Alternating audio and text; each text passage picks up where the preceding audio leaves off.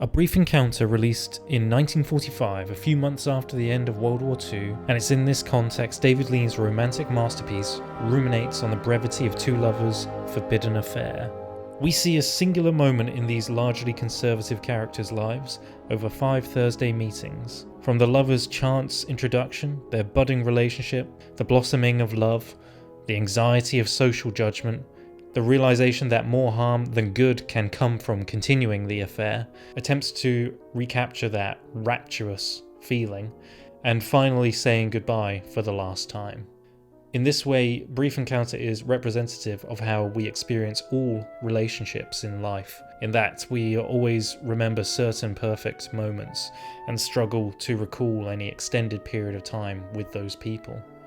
In those moments of love with family and friends, the question is, how present were we really? Did we really enjoy or truly experience those moments to the fullest, or were we filled with meaningless anxieties instead? This theme is underlined in the framing device of the film, in which the protagonist Laura is thinking back over the relationship the two of them had, whilst Rachmaninov's Piano Concerto No. 2 is playing. We can do the same with our own relationships, whether long or short. In our memories, they are only that, brief encounters of some times we spent together, highlights, not the entire length of an evening, just a few Thursday moments strung together in our mind's eye. Brief Encounter begins at the end of the relationship. This makes it so that when Laura does look back on her memories, the relationship seems more relatable in its idealization of the past and of those who we have just lost, whether by sudden death or sudden abandonment. It also helps to frame the tale in a more dreamlike state, raising the emotions of the piece in a way that manages to just about skirt past being melodramatic. One could imagine the love affair as presented may come off as absurd if we weren't looking back at it through the memories of Laura, and the filmmakers may have lost the audience's belief in the narrative without this framing device. In this way, Lean does what he does best, sneaking enduring, powerful and intelligent themes into mainstream storylines that can be simply enjoyed, as in the case of A Brief Encounter, as an escapist love story. It's because these simplistic story moments work so well that anyone would even consider analysing this film deeper, and they need to be recognised and applauded. Firstly, the performances of Celia Johnson and Trevor Howard are pretty much perfect. Nuanced with subtle glances, repressed with amorous looks, and delicately sad with downcast eyes. And one might say it's a bit of a cliché representation of a British affair, but that's only because those performances are so good that they defined a British romance for an entire generation. I think this film hit such a resonant chord with the public when it was released because the impermanent nature of relationships was very much on everyone's minds due to the great human meat grinder known as World War II entering its final and bloodiest year. Relationships from all social classes, of differing durations and quality, could be snuffed out at any moment with little fanfare. In this way, the film is more concerned with the brief beauty of life and the relationships formed within it, the large swathes of time we waste lost in thought, and the violence of a relationship that is suddenly lost.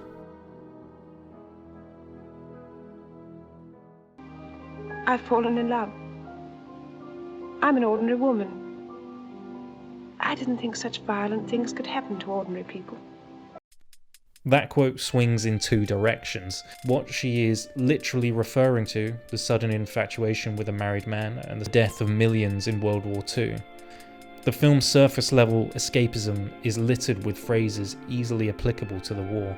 For a film about love, death and existential themes seem to be very much on David Lean and writer Noel Coward's minds. One could see the film as a kind of escapism from that war, and it does have that once-removed quality to it, but I feel the setting and a context of pessimism permeates through the film into the storyline.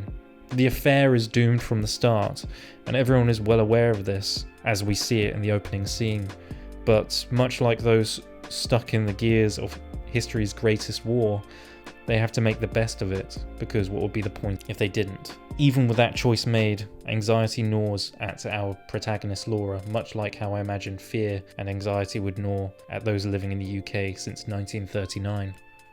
And the UK would be the main audience for this film.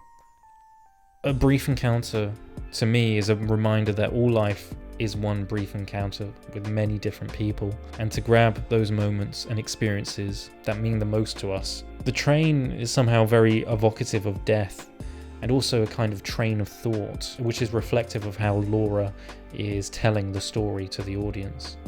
The real tragedy is Laura doesn't ever seem to recognise those moments of passion in the mundane moments of her life, let alone to be able to grapple at a couple fleeting moments of clarity when she is actually with Alec. The brief encounter we have with these characters through the film medium is reflective of the whole thematic push of a brief encounter.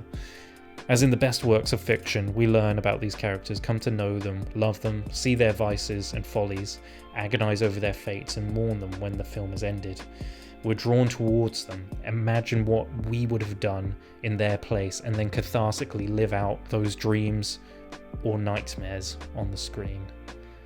We, the audience, have a love affair with Laura and Alec, and then go back to our normal lives after the film is over, perhaps having gained something, or perhaps we just enjoyed ourselves for a couple of hours. Whatever your dream was, it wasn't a very happy one, was it?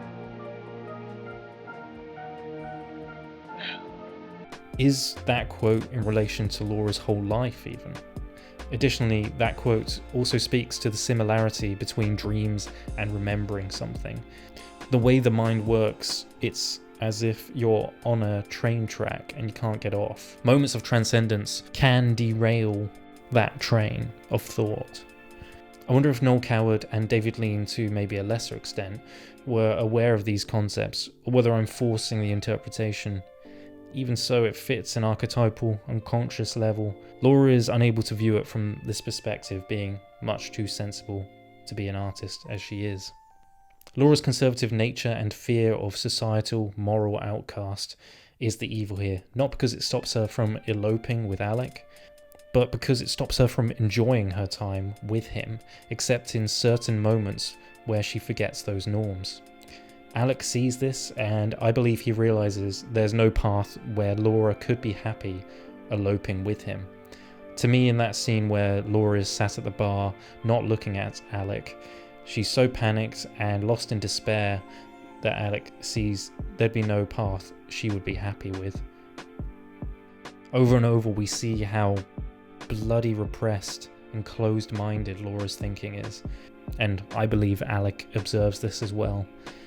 He happens to love this side of her, but he also knows that that's exactly what would make her resent him if they did leave together, and she would be racked with guilt for the rest of her life. Alec, by contrast, is calm, and I could honestly see him eloping quite easily if Laura was willing, and if he was callous or tactless enough to ask her to elope.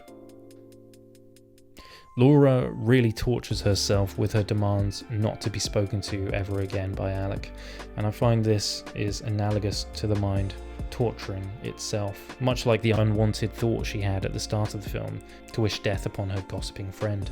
This mental torture inside a trapped room leads to a death wish when she runs out of the room to throw herself into an oncoming train. She can't go through with it though, and it's merely a reflection of how twisted her mind has become from having the veil lifted on her life. And the funny thing is, the two never really do anything. They kiss, they hold hands, and they date, but they never actually do anything.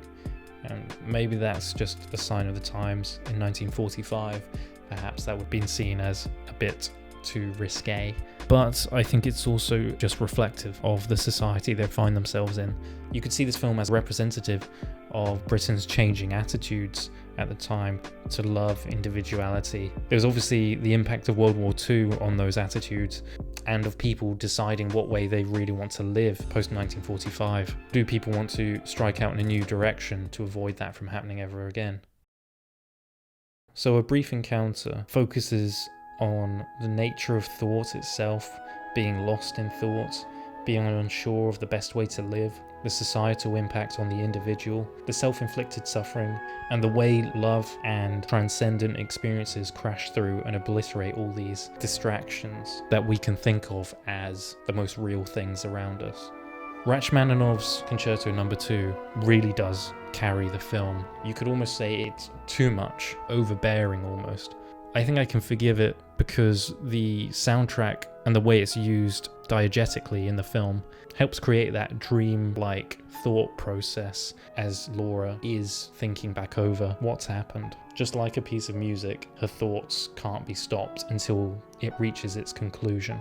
To me, A Brief Encounter is a tragic story, not necessarily a tragic love story, but more a tragic story of a woman unable to enjoy those great moments of her life because of the anxieties that she has, which has been inflicted on her by either society, herself, and her unconscious desires.